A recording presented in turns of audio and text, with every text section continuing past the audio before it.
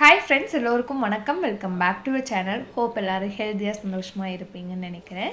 அப்படியே ஈவினிங் டைம்லேருந்து வ்ளாக் வந்து ஸ்டார்ட் பண்ணுறேன். டெய்லி பார்த்திங்கன்னா லேகனை ஸ்கூல்லேருந்து கூட்டு வந்ததுக்கப்புறம் 3:30 அந்த டைமில் மாமா பால் கறப்பாங்க. 2 மாடு இருக்குது. ஒன்று வந்து கண்ணுக்குட்டியோட, இன்னொன்று வந்து கை கறவை தான். காலையில் சாயந்தரம் 2 வேளையுமே வந்து பால் பீச்சுவோம். இப்போ லேகன் வந்து பால் காலையில் ஒரு கிளாஸ், நைட் ஒரு கிளாஸ் அவ்வளோதான் வந்து குடிக்கிறோம். அப்புறம் எங்கள் தயிருக்கு குறை ஊற்றுறதுக்கு பால் தேவைப்படும். ஒரு 3/4 லிட்டர்லேருந்து 1 லிட்டர் வரைக்கும் எடுப்போம். மீதி எல்லாமே பார்த்திங்கன்னா வீட்டு பக்கத்தில் இருக்க சொசைட்டிக்கு ஊற்றிடுவோம். சொசைட்டினா என்னென்னு ஒரு சிலர் கேட்டிருந்தீங்க. பால் பண்ணை தான், ஹேட்செட் கம்பெனியோடது இருக்குது. அங்கே தான் கொண்டு போய் ஊற்றுவோம். பால் கறந்ததுக்கப்புறம் கண்ணுக்குட்டியை ஊட்ட அது வந்து மீதி இருக்க பால் எல்லாமே குடிச்சிக்கும்.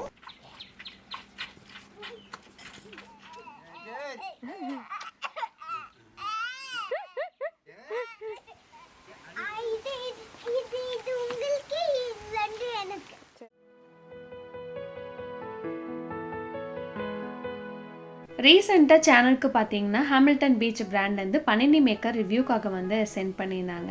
பனினி மீன்ஸ் இட்டாலியன் பிரெட்டில் செய்கிற சாண்ட்விச். ஸோ இது வந்து என்னென்ன வெரைட்டிஸ் ஆஃப் ஃபுட் இதில் ரெடி பண்ணலாம், எப்படி இருக்குது ஃபீச்சர்ஸ் அப்படிங்கிறத வீடியோவில் வந்து நான் ஷேர் பண்ணுறேன்.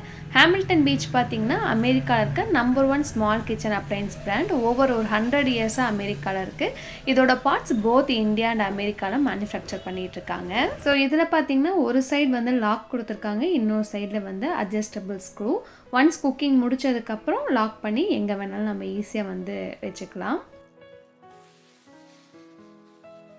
அண்ட் இந்த பனினி மேக்கரில் பார்த்தீங்கன்னா அட்ஜஸ்டபிள் ஃப்ளோட்டிங் லிட் வந்து மேலே கொடுத்துருக்காங்க. சைடில் இருக்க இந்த ஸ்க்ரூ வந்து யூஸ் பண்ணி நமக்கு தேவையான ஹைட்டுக்கு ஃபிக்ஸ் பண்ணி நம்ம வந்து குக் பண்ணிக்கலாம்.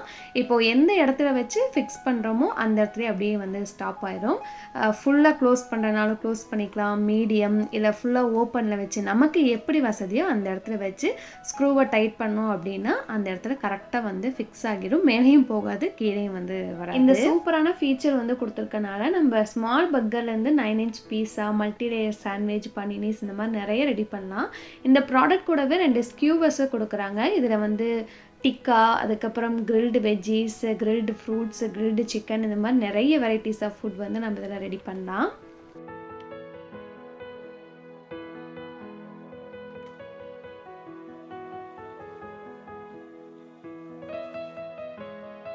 இன்றைக்கி நைட்டு டின்னருக்கு வந்து பார்த்திங்கன்னா நான் சாண்ட்விச் தான் வந்து ரெடி பண்ண போகிறேன். அத்தை மாமாவுக்கு இந்த ஃபேன்சி ஃபுட் ஐட்டம்ஸ்லாம் அந்தளவுக்கு பிடிக்காது. அதனால் அவங்களுக்கு இட்லியும் தேங்காய் சட்னியும் ரெடி பண்ணி எடுத்து வச்சிட்டேன். பட் எனக்கு, லேகன், தீபி, என் ஹஸ்பண்ட்கெல்லாம் வந்து ரொம்ப பிடிக்கும். ரொம்ப ரொம்ப சிம்பிள், குயிக்காக செஞ்சிடலாம். அதே சமயம் டேஸ்ட் வந்து சூப்பராக இருக்கும். நான் இன்றைக்கி பார்த்திங்கன்னா ஃபில்லிங்க்கு குடமிளகாயும் மஷ்ரூமும் போட்டு தான் வந்து ரெடி பண்ண போகிறேன். ஸோ ஃபஸ்ட்டு தேவையானதெல்லாம் வந்து கட் பண்ணி எடுத்து வச்சுக்கலாம்.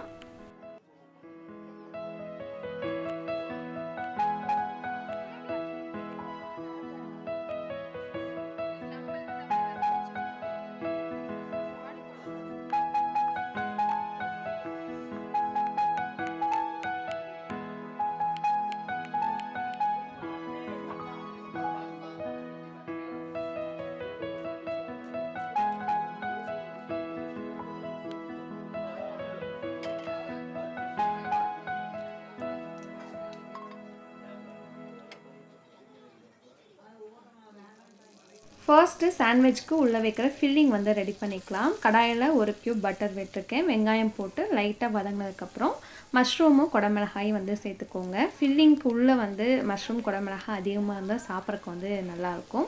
அதனால் ஒரு பேக்கெட் ஃபுல்லாக போட்டு ஒரு குடமிளகாய் பெருசை வந்து அப்படியே சேர்த்துக்கிட்டேன். கொஞ்சம் தேவையான அளவுக்கு உப்பு, பெப்பர், வரமிளகாத்தூள் இதெல்லாம் உங்கள் காரத்துக்கு தகுந்த அளவுக்கு வந்து போட்டுக்கோங்க. ரொம்ப நேரம் வந்து வேக விட்டுறக்கூடாது. மஷ்ரூம் வந்து நிறைய தண்ணி விட்டுரும். லைட்டாக ஒரு 2 to 3 minutes வந்து குக் ஆனதும் கொத்தமல்லி தூவி இறக்கிட்டிங்கன்னா ஃபில்லிங் வந்து ரெடி. என்கிட்ட பார்த்தீங்கன்னா அன்றைக்கி சாண்ட்விச் பிரெட் இல்லை, நார்மல் பிரெட் தான் இருந்தது. அதை வச்சு தான் ரெடி பண்ணியிருந்தேன். மேலே ஸ்ப்ரெட் பண்ணுறதுக்கு பார்த்தீங்கன்னா சாண்ட்விச் ஸ்ப்ரெட்னு ஒன்று வாங்கி வச்சுருக்கேன். இது ஒன்றுமே இல்லை, மயனேஸையும் டொமேட்டோ கெச்சப்பையும் மிக்ஸ் பண்ணி வந்து கொடுத்துருக்காங்க. இது இல்லைன்னா அந்த ரெண்டையும் மிக்ஸ் பண்ணி நீங்கள் ஒரு லேயர் வந்து ஸ்ப்ரெட் பண்ணி விட்டுருங்க. இதுக்கு மேலே நம்ம ரெடி பண்ண ஃபில்லிங் நமக்கு தேவையான அளவுக்கு தாராளமாக வச்சுக்கலாம்.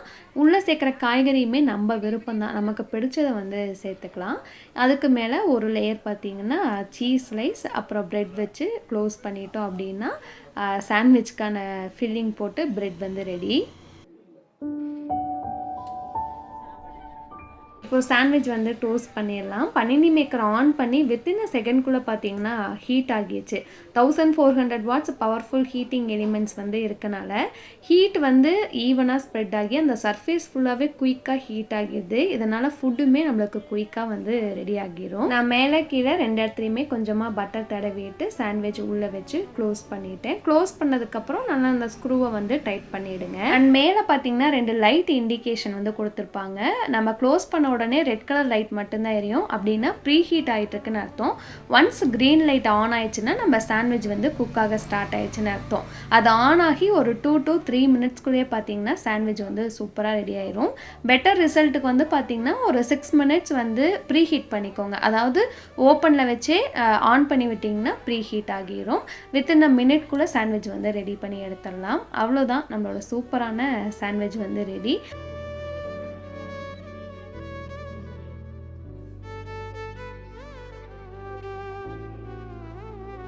தீபிக்கும் சரி லேகனுக்கும் சரி இந்த ஃபேன்சி ஃபுட் ஐட்டம்ஸ்னால் ரொம்ப பிடிக்கும்.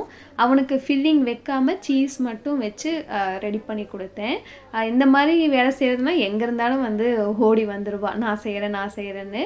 ஃபஸ்ட்டு ஒன் மட்டும்தான் நான் ரெடி பண்ணேன். மீதி எல்லாமே ஃபில்லிங் வச்சு சீஸ் வச்சு எல்லாமே ரெடி பண்ணி வச்சுட்டேன். நான் வந்து டோஸ்ட் பண்ணி தான் எடுத்தேன். டைம் ஆக பார்த்திங்கன்னா இன்னுமே நல்லா வந்து ஹீட் ஆகி 1 மினிட்குள்ளேயே வந்து சாண்ட்விச் வந்து ரெடி ஆயிடுச்சு. என் ஹஸ்பண்டும் ஒர்க்கிலேருந்து வந்துட்டாரா, நானும் ரெடி பண்ணி கொடுத்துட்டே இருந்தேன். எல்லோரும் வந்து சாப்பிட்டே இருந்தாங்க. அன்றைக்கி எப்படியும் ஒரு 10 to 15 சாண்ட்விச்சஸ் வந்து ரெடி பண்ணியிருப்பேன். நல்லா வந்து சாப்பிட்டாச்சு. டின்னரும் வந்து நல்லா ஃபில்லிங்காகவும் டேஸ்டியாகவும் ரொம்ப நாள் கழிச்சு இந்த மாதிரி ஃபுட் ஐட்டம்ஸ் சாப்பிட்ற மாதிரி இருந்தது.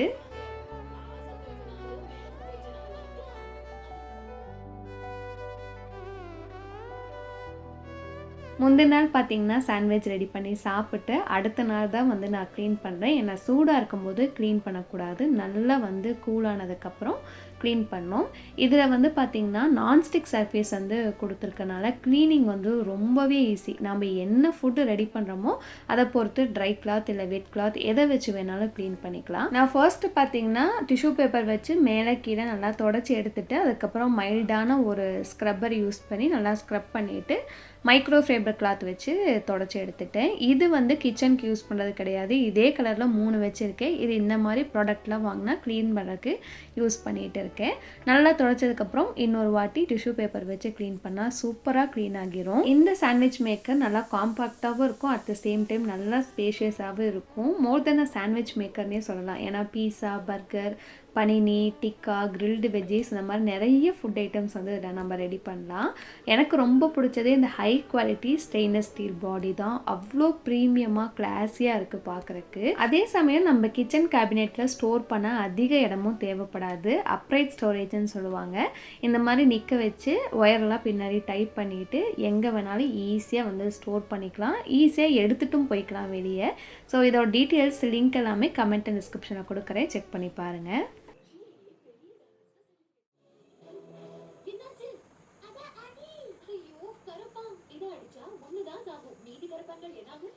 அடுத்த நாள் பார்த்திங்கன்னா ஃப்ரைடே எப்பயுமே வந்து வீட்டில் சாமி கும்பிடுவோம். 2 வாரத்துக்கு ஒரு வாட்டி விளக்கு பூஜை ஜாமான்லாம் வந்து க்ளீன் பண்ணி எடுத்து வைப்பேன்.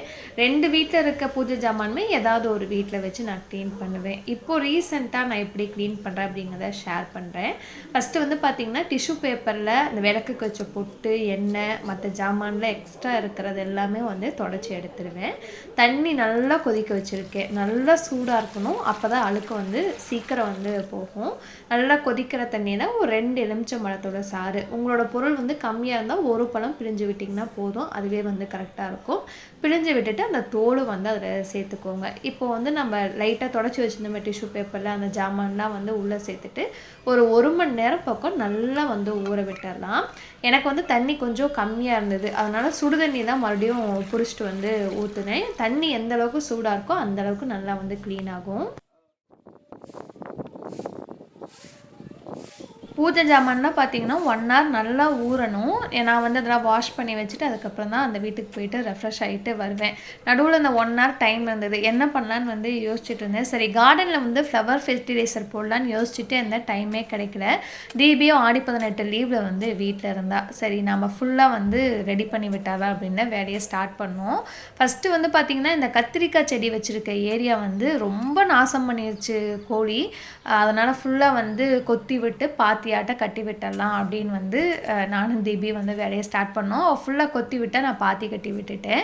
ஃபஸ்ட்டு இதில் பார்த்திங்கன்னா கொஞ்சம் காய் நல்லா எடுத்தோம். 2வது இது வரும்போது கோழி வந்து ஓரளவுக்கு நல்லா வரும்போதே கொத்தி கொத்தி வந்து சாப்பிட்டது.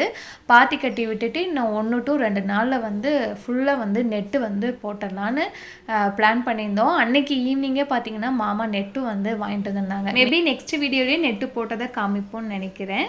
கத்திரிக்காய் செடி இருக்கிற ஏரியாவில் வேலையை முடிச்சுட்டு இந்த பக்கம் பூச்செடி இருக்கிற இடத்துல பார்த்திங்கன்னா ஒரே ஒரு செடிக்கு மட்டும்தான் மண் இல்லை, அதனால் அதுக்கு போட்டு இந்த ஃப்ளவர் ஃபெர்டிலைசர் பார்த்திங்கன்னா நர்சரி ஷாப்பில் வாங்கினேன், ஸ்டாண்ட்ஸ் அப்படிங்கிற ஒரு பிராண்டு. ஸோ அவங்க என்ன சொன்னாங்கன்னா ஜஸ்ட் அதில் வந்து மேலாப்பில் அப்படியே வந்து செடியை சுற்றி தூவி விட்டுட்டு தண்ணி விட்டுருங்க, அது வந்து நல்லா சத்தாக இருக்கும் செடிக்குன்னு சொன்னாங்க. ஒரு 4 நாளைக்கு முன்னாடி பார்த்திங்கன்னா பழுத்திருந்த இலையெல்லாம் எடுத்து விட்டுட்டு கொஞ்சம் செடியும் வந்து எல்லா பூச்செடியுமே வந்து நான் ட்ரிம் பண்ணி விட்டுட்டேன். ஸோ சுற்றி இருக்க எல்லா செடிக்கும் வந்து போட்டுட்டு அதுக்கப்புறம் ஃபுல்லாக கார்டன் ஃபுல்லாக தண்ணி விட்டோம். தண்ணி விட்டு முடிக்கும் போதே பார்த்திங்கன்னா எனக்கு ஒரு 1.5 மணி நேரம் பக்கம் வந்து ஆகிடுச்சு.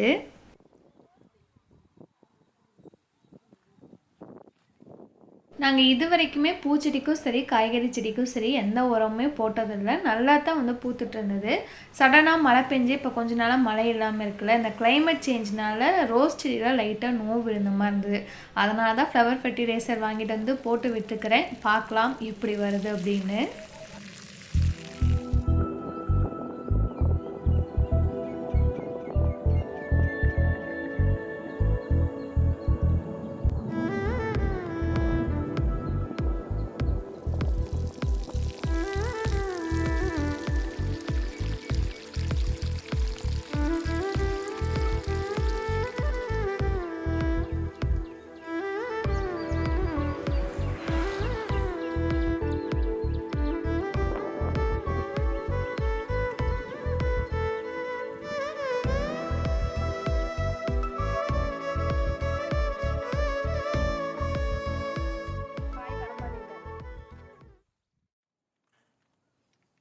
ஒரு 1.5 மணி நேரம் பார்த்திங்கன்னா பூஜை ஜாமான் எல்லாமே நல்லா ஊறிடுச்சு. இது வந்து பித்தம்பரி பவுடர், இது வந்து எல்லா ஷாப்லேயுமே வந்து கிடைக்கிது. பூஜை ஜாமான்லாம் நம்ம வாஷ் பண்ணுறதுக்கு யூஸ்வலாக வந்து யூஸ் பண்ணுவோம். நார்மலாக வந்து இந்த மாதிரி ஊற வைக்காமையும் அதை வச்சு தேய்ச்சி க்ளீன் பண்ணலாம், ஆனால் ரொம்ப தேய்க்கணும், டைம் வந்து அதிகம் எடுக்கும். இந்த மாதிரி எலுமிச்சம்பழத்தை பிழிஞ்சு விட்டு சுடுதண்ணியில் போட்டு ஒரு 1 hour கழித்து தேய்ச்சிங்கன்னா லைட்டாக தேய்ச்சாலே போதும், சுத்தமாக வந்து க்ளீன் ஆகிடும். பூஜை ஜாமான்லாம் தேய்க்கிறதுக்காக தேங்காய் நார் வந்து எடுத்து வச்சுருந்தேன். நார்மலாக டெய்லி யூஸ் பண்ணுற பேடு நம்ம வந்து பூஜை ஜாமானுக்கு வந்து யூஸ் பண்ண முடியாது. புதுசாக வந்து ஸ்க்ரப்பர் வாங்கிட்டு வந்து யூஸ் பண்ணாலுமே தேங்காய் நார் அளவுக்கு வந்து க்ளீன் பண்ணாது. ஸோ ஒரு வாட்டி தேங்காய் நாரை வந்து க்ளீன் பண்ணி பாருங்கள். ரொம்ப ஸ்ட்ரெயின் பண்ணிலாம் தேய்க்க தேவையில்லை, லைட்டாக அந்த பவுடரை டச் பண்ணி தேய்ச்சிங்கன்னா போதும், அவ்வளோ அழகாக க்ளீன் ஆகிடும்.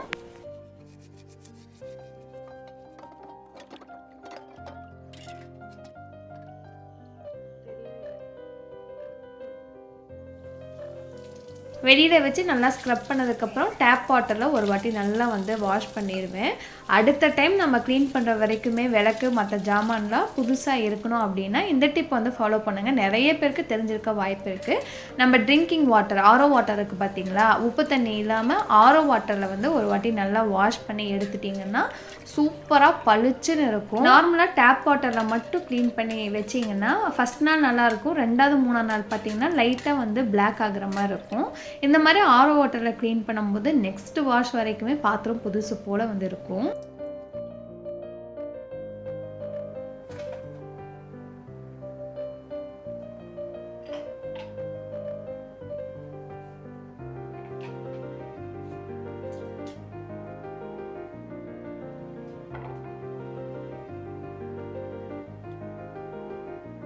வேலையெல்லாம் முடிச்சதுக்கப்புறம் ரெஃப்ரெஷ் ஆகிட்டு வந்துட்டேன். ஈவினிங் ஒரு 5 மணி போல் சரி காலிஃப்ளவர் சில்லி போட்டு கொடுக்கலான்னு வந்து ரெடி பண்ண ஸ்டார்ட் பண்ணேன். வேகன் வந்து ஒரு 2-3 நாளாகவே வந்து கேட்டுகிட்டே இருந்தான். அதனால் மாமா கிட்டே ஸ்கூல்லேருந்து அவனை கூட்டிகிட்டு வரும்போது அப்படியே ஒரு காலிஃப்ளவரும் வாங்கிட்டு வாங்க அப்படின்னு சொல்லியிருந்தேன். வாங்கிட்டு வந்திருந்தாங்க. அவனுக்கு இப்போது வந்து ஃபுட் ஹேபிட்ஸ் நிறைய வந்து சேஞ்ச் ஆகிடுச்சு. சின்ன வயசில் பிடிக்காதெல்லாம் இப்போ வந்து நல்லா வந்து விரும்பி சாப்பிட்றான். காலிஃப்ளவர் சில்லிக்கு பார்த்திங்கன்னா தண்ணி நல்லா கொதிச்சதுக்கப்புறம் உப்பு மஞ்சத்தூள் போட்டு ஒரு 10 நிமிஷம் வந்து அதில் சோக்காக விட்டுருங்க. ஒரு 50% நல்லா வெந்துடும். அதே சமயம் பார்த்திங்கன்னா அழுக்கு குப்பை ஏதாவது இருந்தால் நல்லா க்ளீன் ஆகிடும். இதில் என்னென்ன மசாலா போட்டிருக்கேன் அப்படிங்கிறத வந்து நான் உங்களுக்கு டெக்ஸ்ட்டாக ஷேர் பண்ணியிருக்கேன். இன்னொரு வீடியோலேயே டீட்டெயில்டாக காமிச்சிருக்கேன். அதோட லிங்க்குமே வந்து கீழே டிஸ்கிரிப்ஷனில் கொடுக்குறேன். கொஞ்சம் கொஞ்சமாக தண்ணி விட்டு ரொம்ப கெட்டியாகவும் இல்லாமல் ரொம்ப தண்ணியாகவும் இல்லாமல் கரெக்டான மாவு பதத்துக்கு கரைச்சி எடுத்து வச்சுக்கோங்க. அதுக்கப்புறம் பார்த்திங்கன்னா காலிஃப்ளவர் தண்ணி நல்லா வடிகட்டிட்டு சுத்தமாக தண்ணியே இருக்கக்கூடாது. நல்லா வடித்ததுக்கப்புறம் இந்த மாதிரி போட்டு மிக்ஸ் பண்ணி எடுத்த உடனே வந்து நம்ம பொரிக்க ஸ்டார்ட் பண்ணலாம். ஊற வைக்கணும் அப்படிங்கிற அவசியமே கிடையாது. ஏன்னா காலிஃப்ளவர் 50% குக் ஆகி இருக்கனால மசாலா சீக்கிரம் வந்து அதில் ஒட்டிக்கும். இந்த மெத்தடில் ட்ரை பண்ணி பாருங்கள். கொஞ்சம் கூட மசாலா உதிராமல் சூப்பராக வரும். நான் ஒரு டைம் செஞ்சதுலேருந்து எங்கள் வீட்டில் சில்லி அப்படின்னா இந்த மெத்தட் தான். நல்லாயிருக்கும். ட்ரை பண்ணி பாருங்கள்.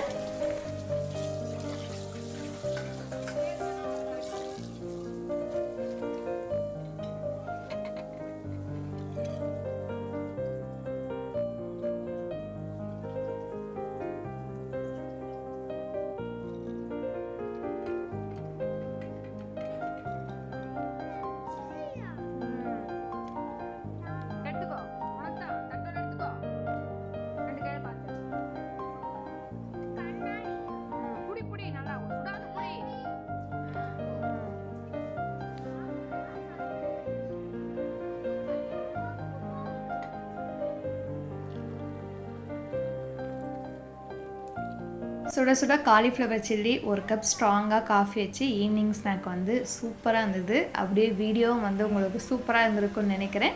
ஓரளவுக்கு என்ஜாய் பண்ணியிருப்பீங்க.